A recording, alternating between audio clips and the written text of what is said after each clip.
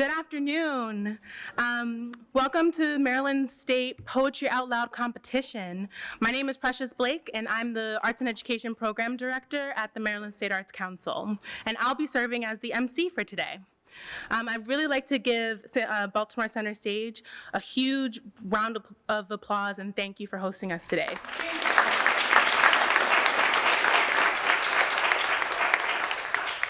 So if you don't know already, Poetry Out Loud is a national recitation contest co-created and co-directed by the National Endowment for the Arts and the Poetry Foundation.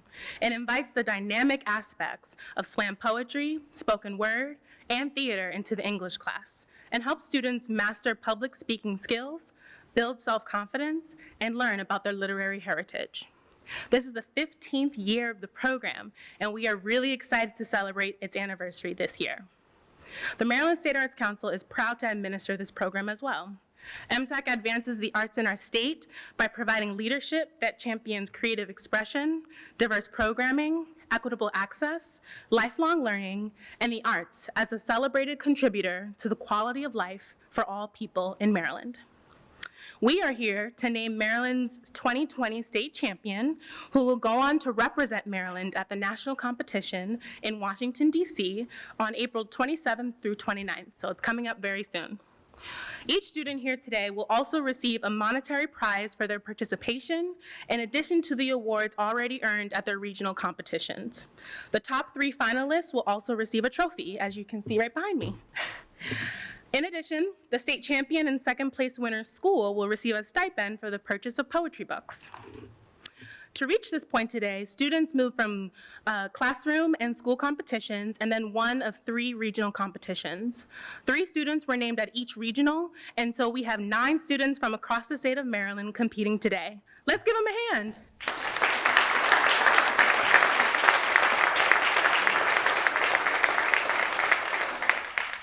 This is poetry, so we can snap. Today, we will also celebrate the 2020 Maryland Poetry Ourselves winner. Poetry Ourselves is an additional optional competition that allows students to submit an original piece of poetry. Poems were judged on artistic excellence and merit in an anonymous jury process. I'd also like to take a moment to acknowledge any teachers in the room. They are our partners in poetry, and we are so grateful for their support and the work that they do to engage and prepare their students. If there are any teachers of any kind in the room who have participated or not, could you please stand and say hello?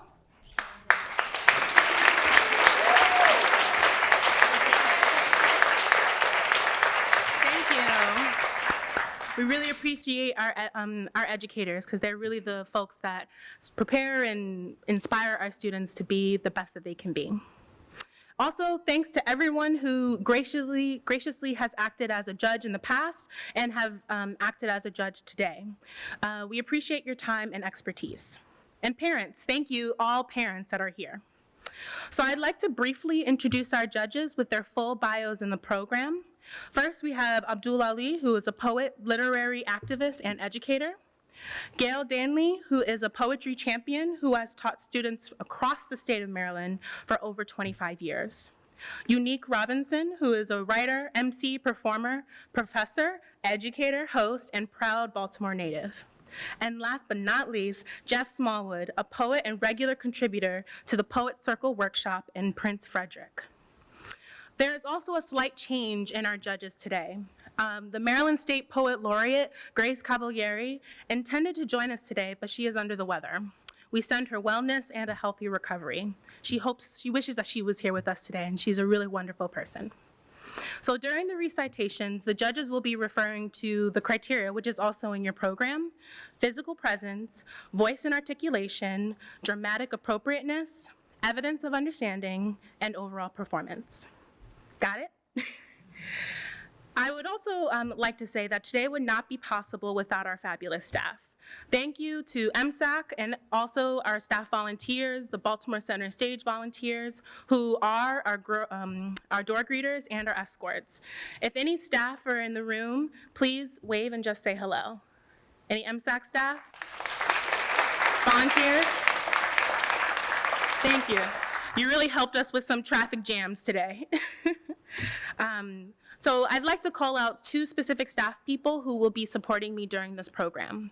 The accuracy judge and prompter for today is Kayla Morgan, who is also our Poetry Out Loud coordinator. If any of the competitors need help with a line, they can direct their attention to Kayla, give her a nod, and she will help them out. Lillian Jacobson, who is our regional events planner, will also serve as tabulator. So now I'd like to introduce Ken Skiskesh, who is our executive director of the Maryland State Arts Council.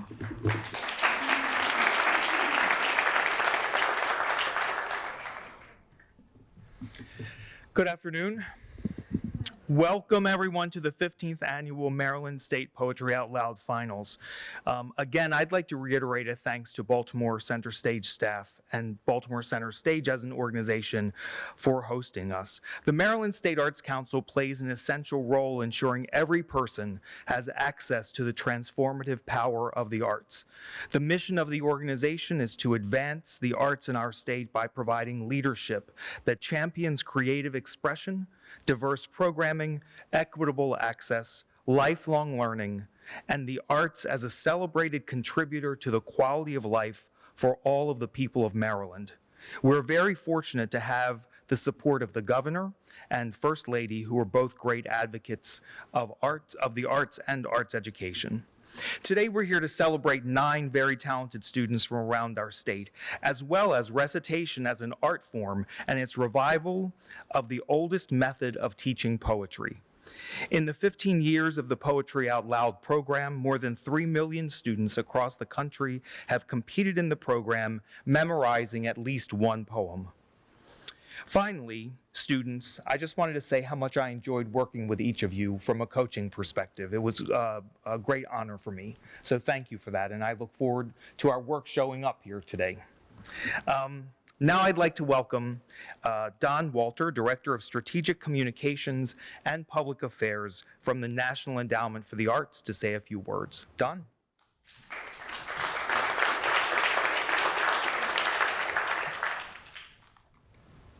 Teachers, participants, parents, siblings.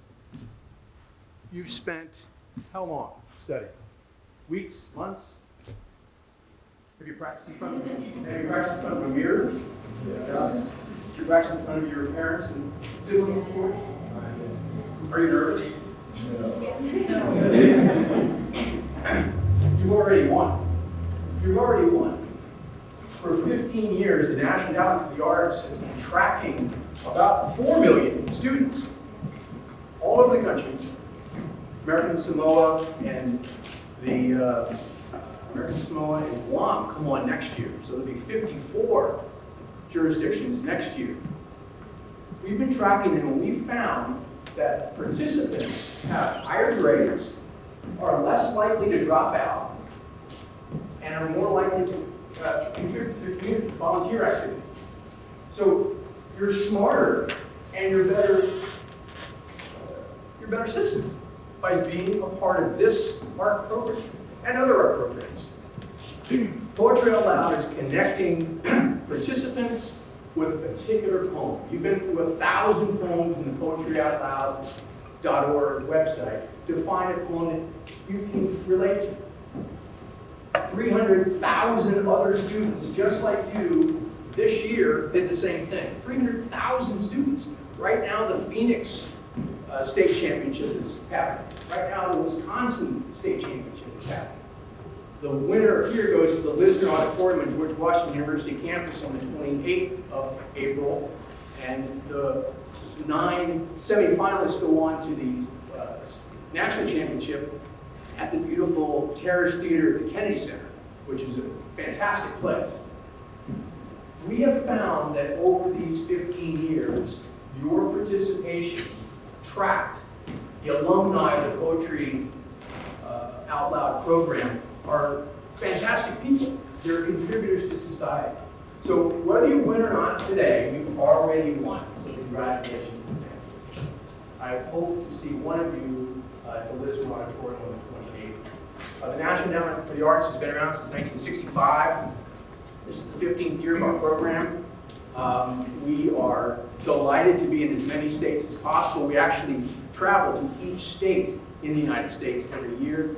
We try to bring the arts to local communities as much as possible. So Ken, Precious, Maryland State Arts Agency, thank you very much for having me. I look forward to seeing you.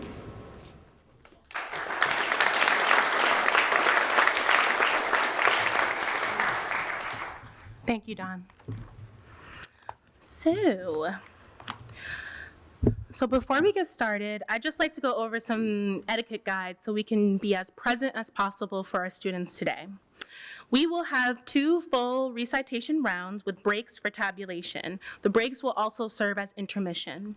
And then the top 3 scoring students from the previous 2 rounds will recite their 3rd poem to determine the order of the winners.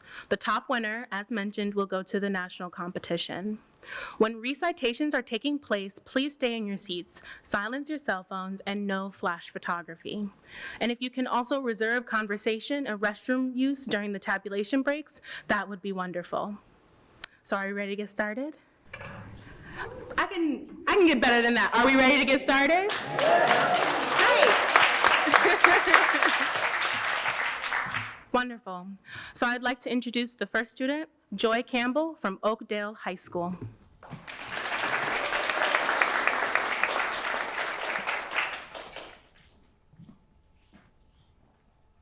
The Coming Woman by Weston Fordham.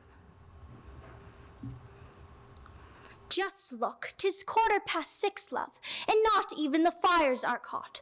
Well, you know I must be at the office, but as usual, the breakfast'll be late. Now hurry and wake up the children, and dress them as fast as you can. Poor dearies, I know they'll be tardy. Dear me, what a slow-pokey man. Have the tenderloin broiled nice and juicy. Have the toast browned and buttered all right. And be sure you settle the coffee. Be sure that the silver is bright. When ready, just run up and call me.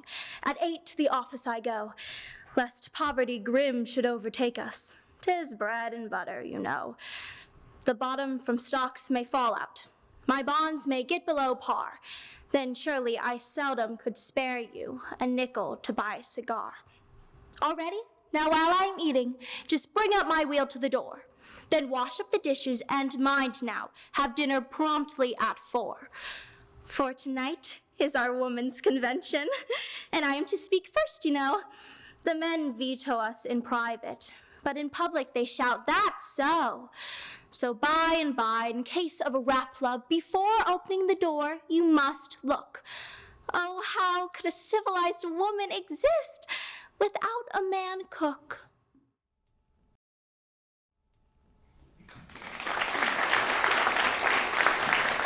Allison Faith Tomlinson from Reservoir High School.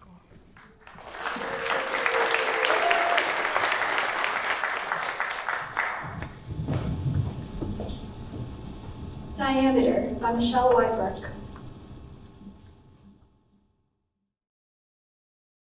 You love your friend, so you fly across the country to see her.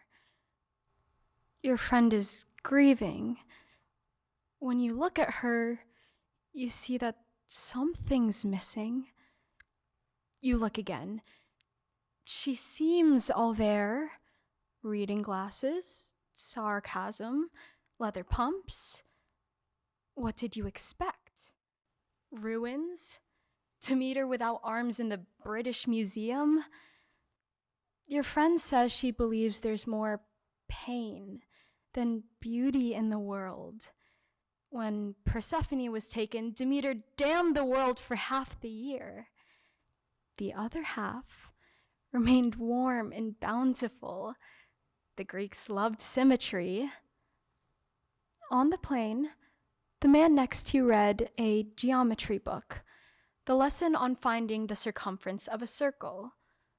On circumference, you can calculate the way around if you know the way across. You try across with your friend. You try around. I don't believe in an afterlife, she says. But after Kay died, I thought I might go after her. In case I'm wrong, in case she's somewhere, waiting.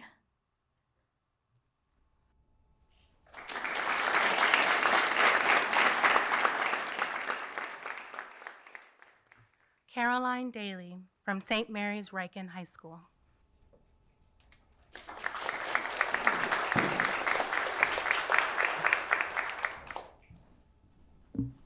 O Antic God by Lucille Clifton. O antic God, return to me my mother in her 30s, leaned across the front porch, the huge pillow of her breasts pressing against the rail, summoning me in for bed. I'm almost the dead woman's age times 2.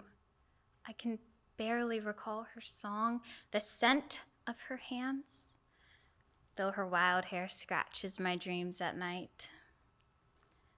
Return to me, O Lord of then and now, my mother's calling, her young voice humming my name.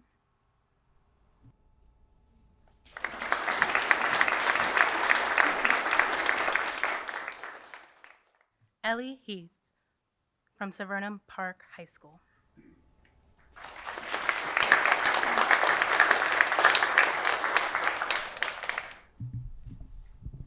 Diameter by Michelle Y. Burke. You love your friend, so you fly across the country to see her. Your friend is grieving. When you look at her, you see that something's missing. You look again. She seems all there, reading glasses, sarcasm, leather pumps. What did you expect? Ruins? Demeter without arms in the British Museum? Your friend says she believes there's more pain than beauty in the world. When Persephone was taken, Demeter damned the world for half the year. The other half remained warm and bountiful. The Greeks loved symmetry. On the plain, the man next to you read a geometry book, the lesson on finding the circumference of a circle. On circumference, you can calculate the way around if you know the way across. You try across with your friend, you try around. I don't believe in an afterlife, she says. But after Kay died, I thought I might go after her. In case I'm wrong, in case she's somewhere waiting.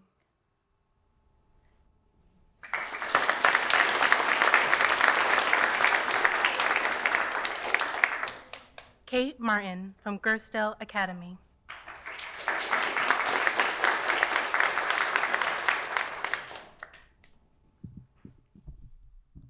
Early Affection by George Moses Horton. I loved thee from the earliest dawn, when first I saw thy beauty's ray, and will until life's eve comes on and beauty's blossom fades away. And when all things go well with thee, with smiles and tears, remember me.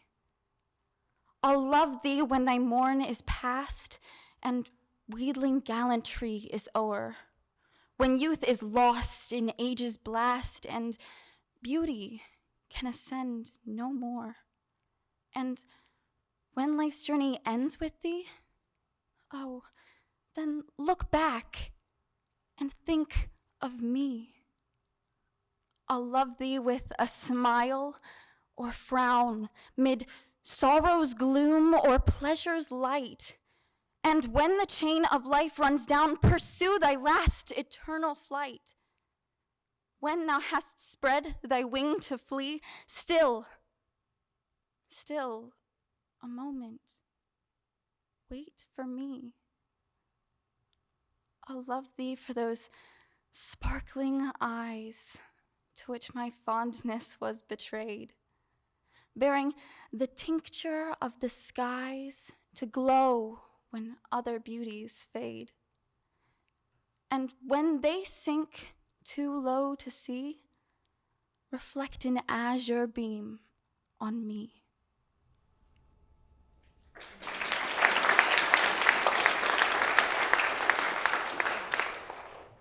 Milese Cannell from Richard Montgomery High School.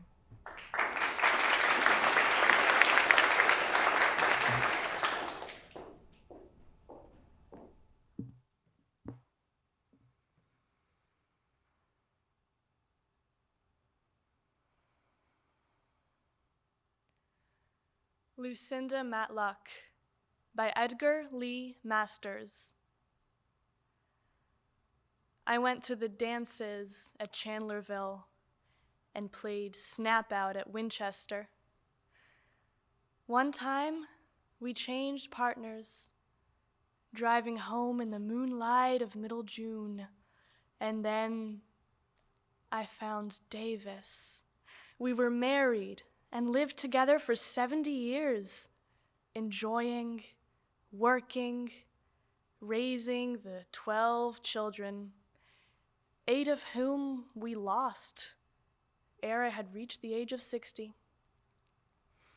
I spun, I wove, I kept the house, I nursed the sick, I made the garden, and for holiday, rambled over the fields where sang the larks, and by Spoon River, gathering many a shell, and many a flower, and medicinal weed, shouting to the wooded hills, singing to the green valleys.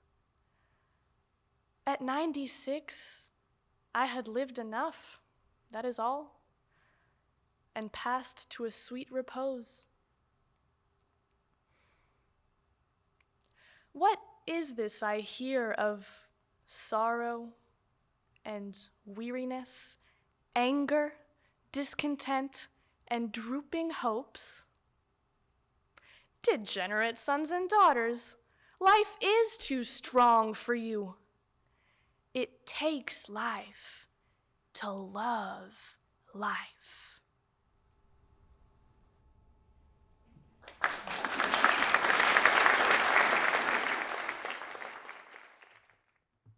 Randolph Smith from Concordia Preparatory School.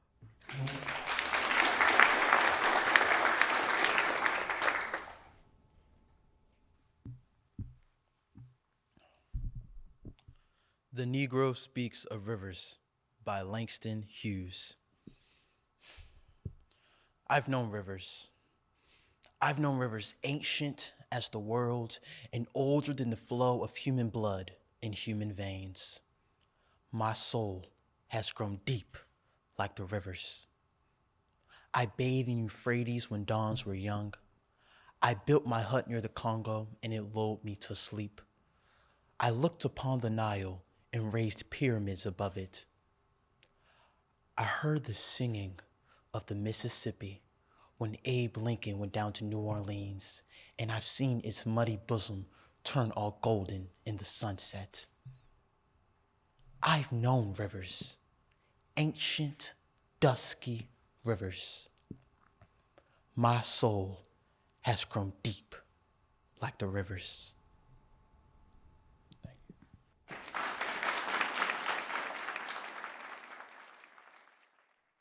Katie Spencer from Indian Creek School.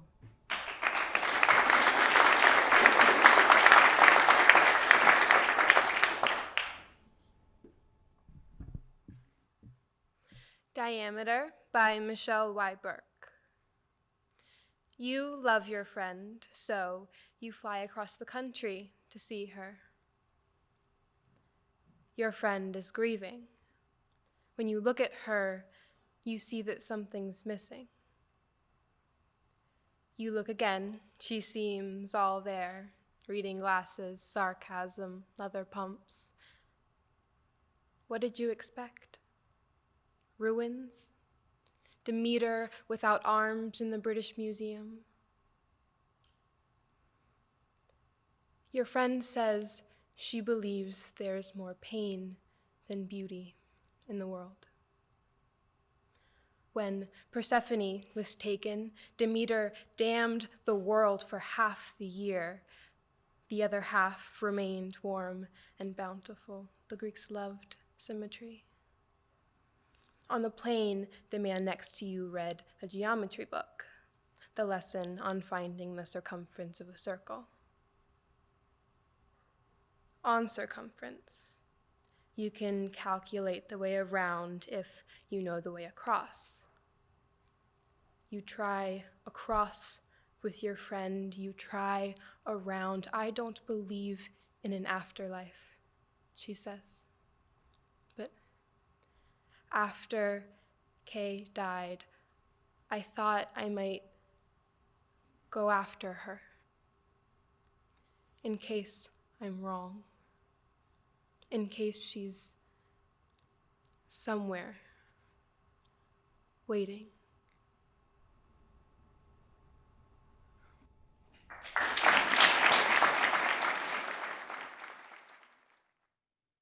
Sanjana Subramanian from Urbana High School.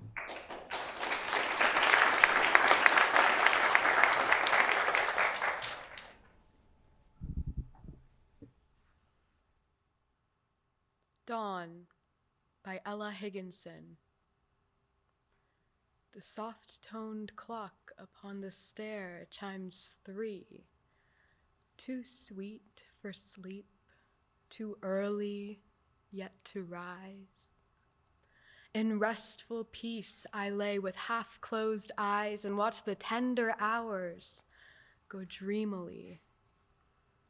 The tide came in. I heard the sea shivering along the sands, while yet the skies remained dim, uncertain, as the light that lies beneath the fretwork of some wild rose tree within the thicket gray. The chanticleer sent drowsy calls across the slumberous air. In solemn silence, sweet it was to hear my own heartbeat, then broad and deep and fair, trembling in its new birth from heaven's womb. One crimson shaft of dawn sank through my room.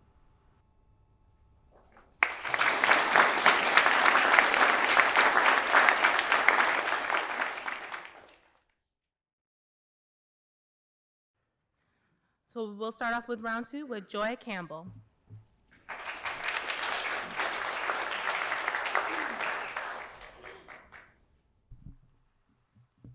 The Albatross by Kate Bass. When I know you are coming home, I put on this necklace, glass beads on the silken thread, a blue that used to match my eyes. I like to think I'm remembering you. I'd like to think you don't forget. The necklace lies heavy on my skin. It clatters when I reach down to lift my screaming child. I swing her, roll her in my arms until she forgets. The beads glitter in the flicker of a TV set as I sit her on my lap and wish away the afternoon. I wait until I hear a gate latch lift, the turn of key and lock. I sit amongst toys and unwashed clothes. I sit, and she fingers the beads until you speak in a voice that no longer seems familiar, only strange. I turn as her child tugs at the string. I hear a snap and a sound like falling rain.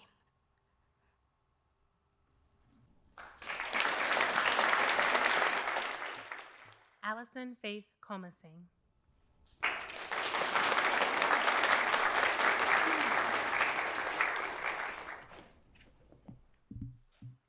Hap by Thomas Hardy. If but some vengeful god would call to me from up the sky and laugh, "Thou suffering thing, know that thy sorrow is my ecstasy, that thy love's loss is my hate's profiting," then I would bear it, clench myself, and die steeled by the sense of ire unmerited, half-eased in that a power fuller than I had willed and meted me the tears I shed. But not so. How arrives it joy lies slain, and why unblooms the best hope ever sown? Crass casualty obstructs the sun and rain, and dicing time for gladness casts a moan. These purblind doomsters had as readily strewn blisses about my pilgrimage as pain.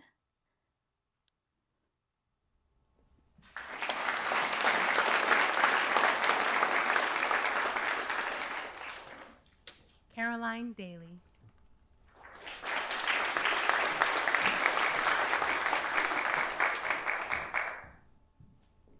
If Mama Could See by Lucille Clifton.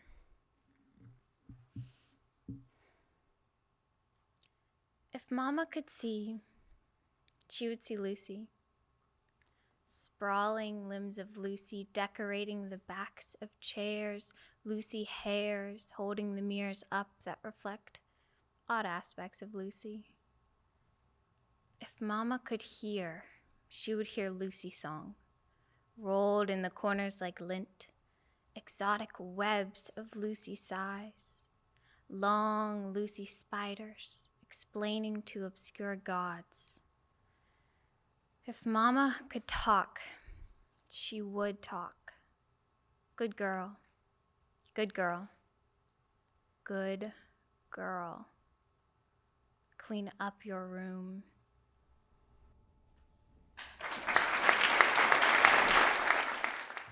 Ellie E.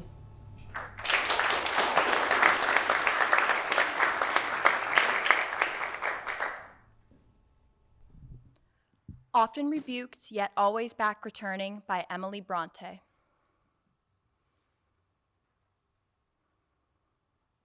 Often rebuked, yet always back returning to those first feelings that were born with me, and leaving busy chase of wealth and learning for idle dreams of things which cannot be.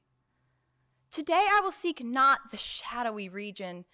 Its unsustaining vastness waxes drear, and visions rising, legion after legion, bring the unreal world too strangely near.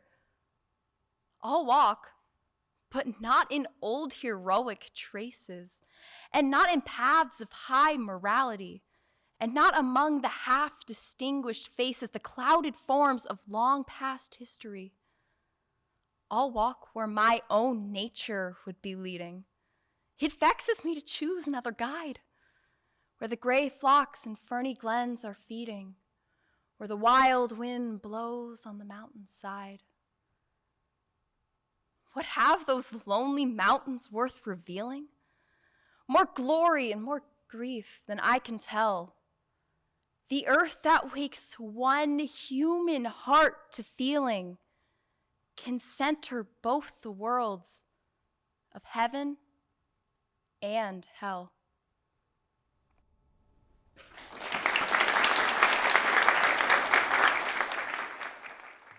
Kate Martin.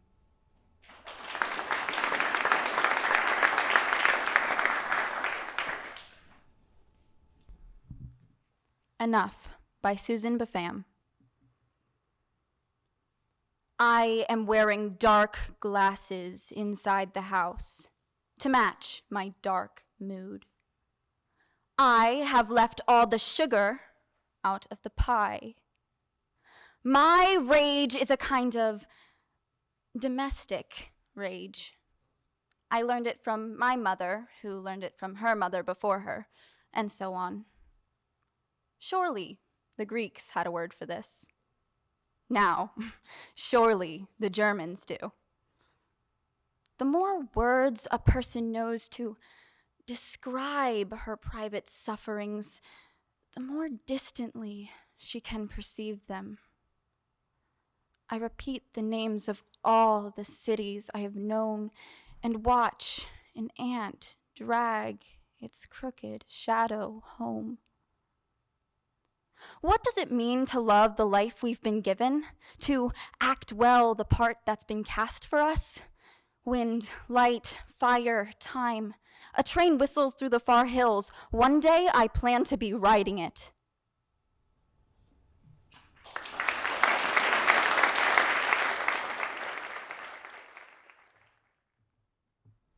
Miley's Canal.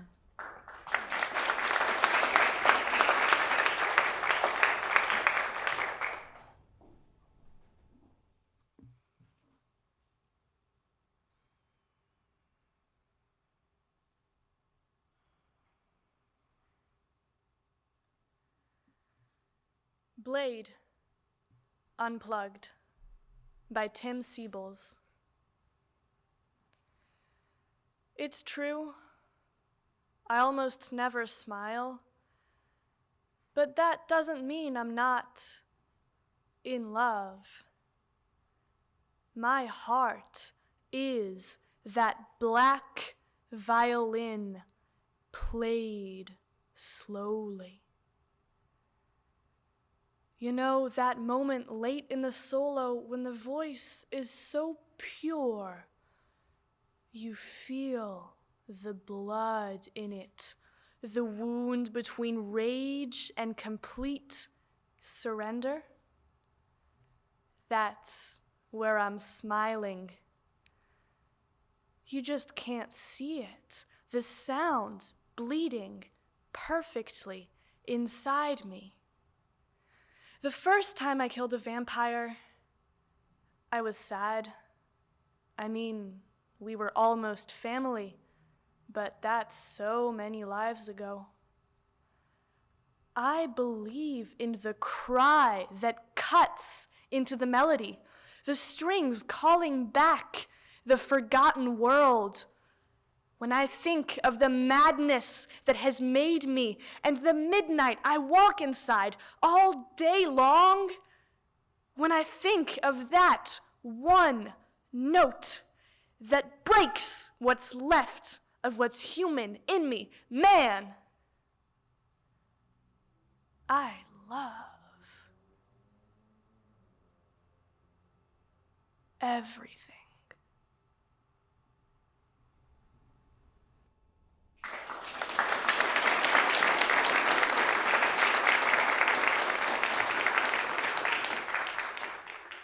Randolph Smith.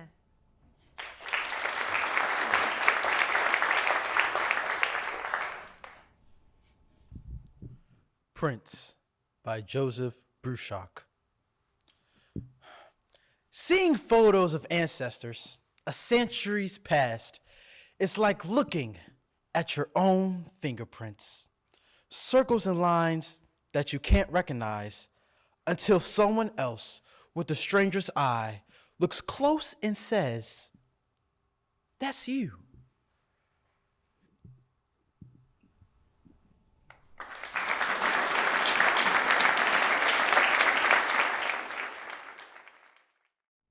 Katie Spencer.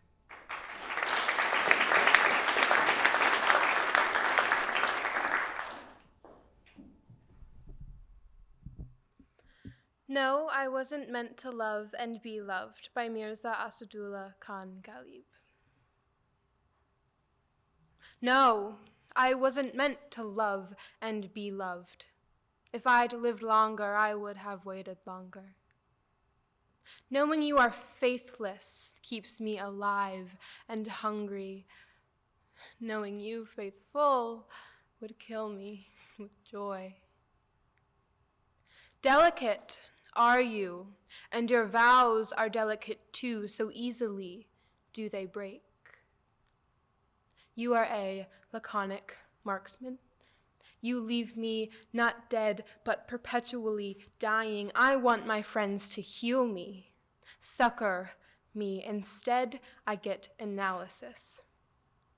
Conflagrations that would make stones drip blood are campfires compared to my anguish, two-headed, inescapable anguish, love's anguish, or the anguish of time, another dark, severing, incommunicable night. Death would be fine if I only died once.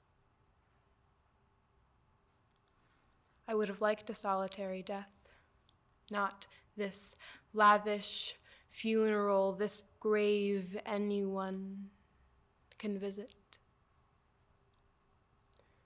You are mystical, Galib, and also you speak beautifully.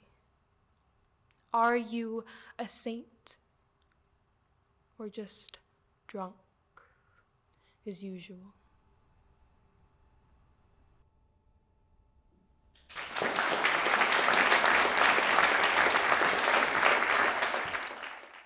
Sanjana Subramanian.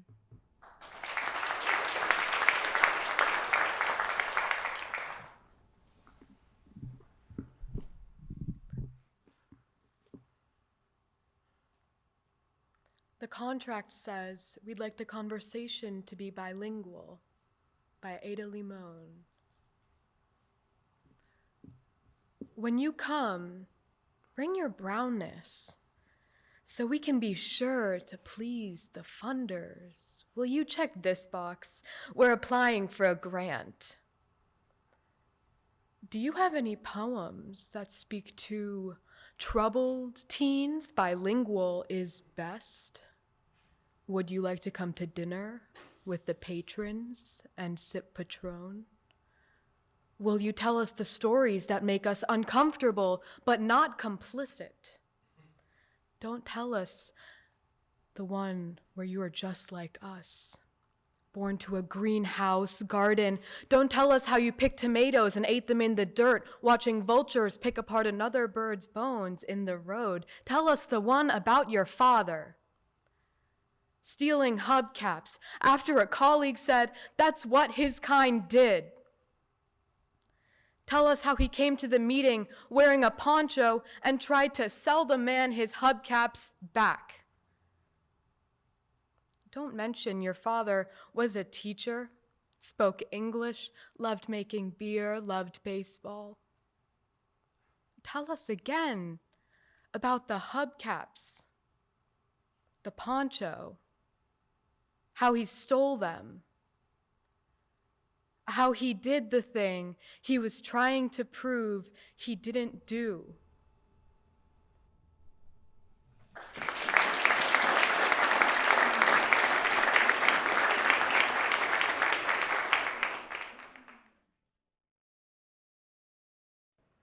Welcome back to the final round. I will read the top 3 finalists in the order in which they have recited in the first 2 rounds, but not in the order of their scores. After announcing the finalists and before they recite, I will also announce the Poetry Ourselves winner and invite them up to the stage to read their poem. Ready? Woo, great.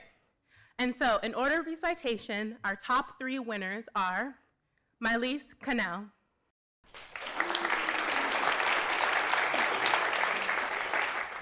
Randolph Smith, and Katie Spencer.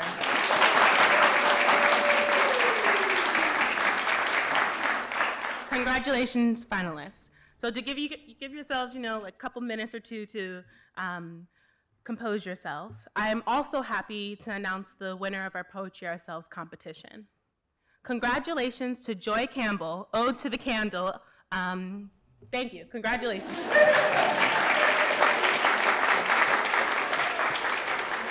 You will win a cash prize and your poem will be published on the Maryland State Arts Council website.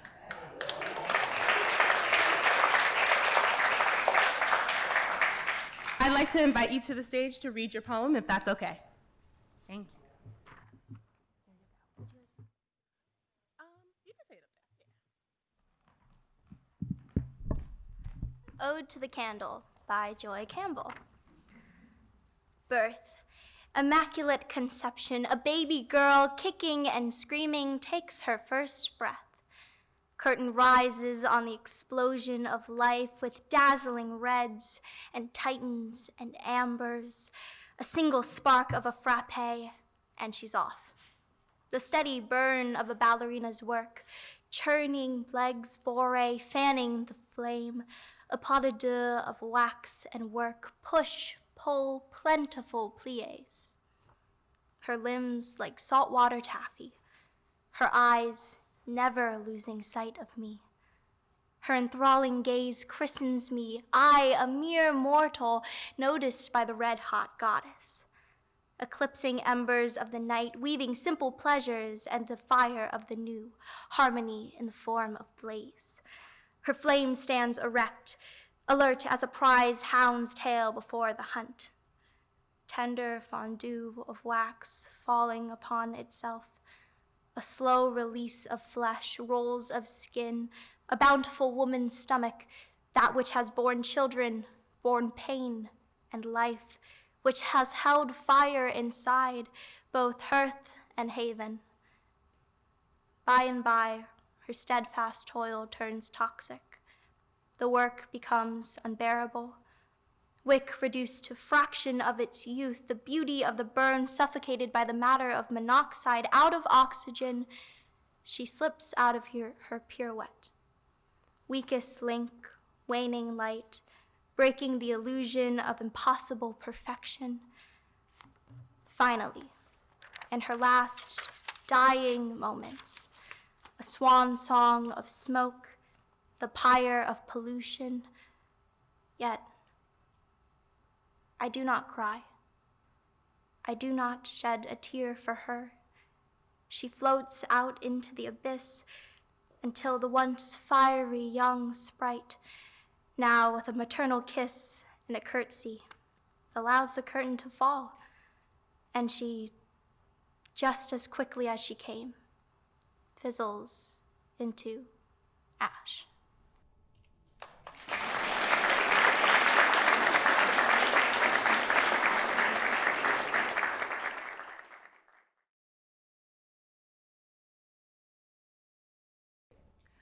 So now we will begin our round 3, which will determine the order of our winners.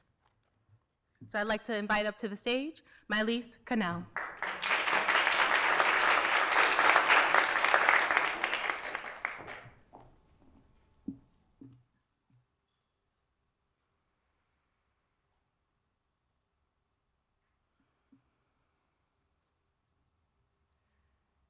The Seekers of Lice by Arthur Rimbaud, translated by Wallace Fowley.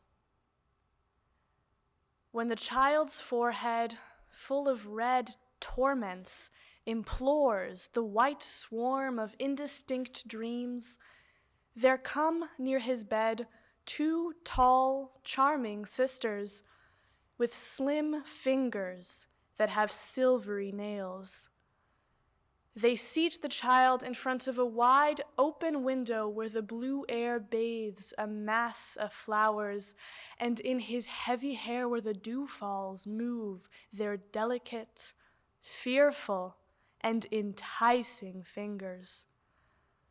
He listens to the singing of their apprehensive breath, which smells of long, rosy plant honey, and which, at times, a hiss interrupts, saliva caught on the lip, or desire for kisses.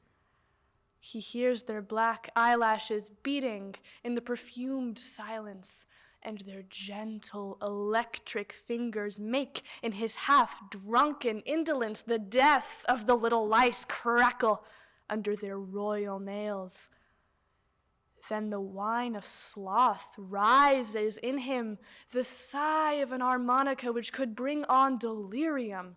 The child feels, according to the slowness of the caresses, surging in him and dying continuously, a desire to cry.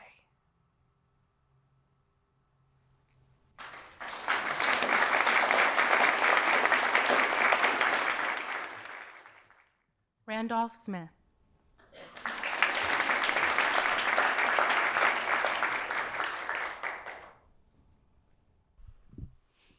Is my team plowing by A.E.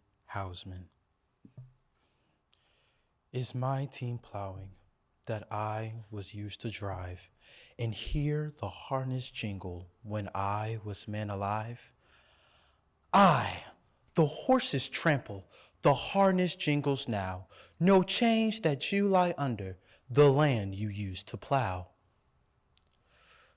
Is football playing along the river shore with lads to chase the leather, now I stand up no more? I, the ball is flying, the lads play heart and soul, the goal stands up, the keeper stands up to keep the goal. Is my girl happy that I thought hard to leave, and has she tired of weeping as she lies down at eve? Aye, she lies down lightly, she lies not down to weep. Your girl is well contented, be still, my lad, and sleep. Is my friend hearty, now I am thin and pine, and has he found to sleep in a better bed than mine?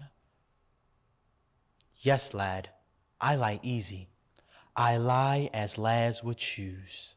I cheer a dead man's sweetheart, never ask me whose.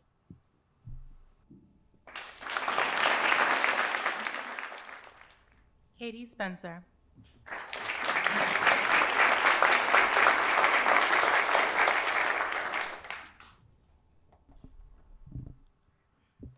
The Universe as Primal Scream by Tracy K. Smith. 5 p.m. on the nose. They open their mouths and it rolls out. High, shrill, and metallic. First the boy, then his sister.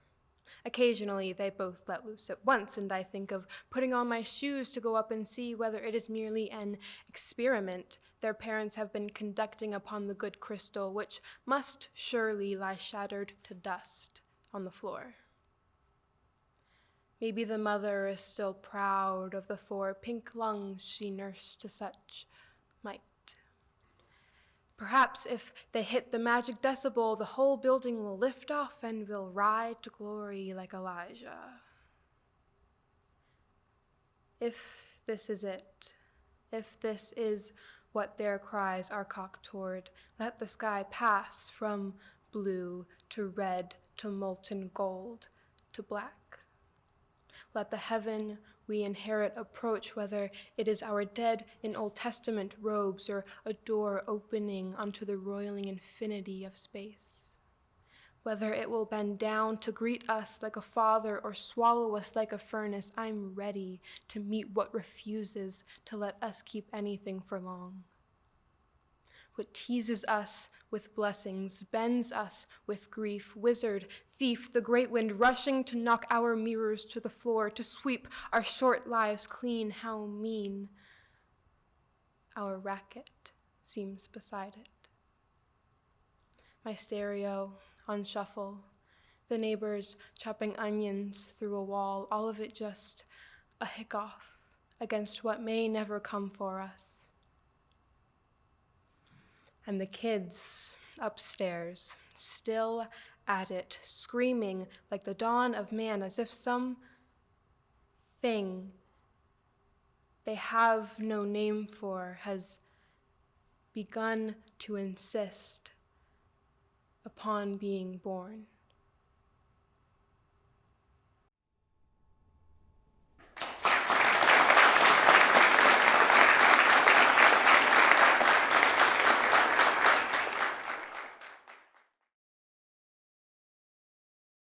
I'd just like to say thank you, everyone, for being here today. I'd like to acknowledge all of our competitors and your hard work that you've done the past few months.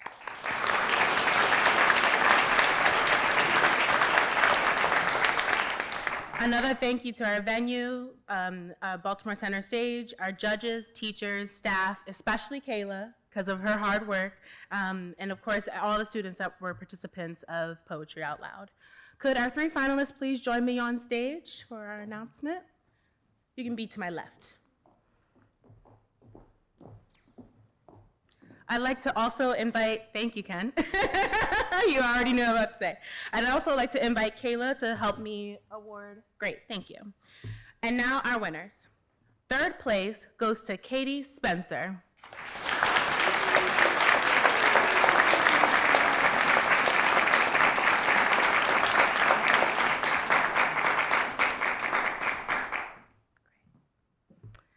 And our second place goes to Mylese Spencer, or Mylese Cadell, sorry.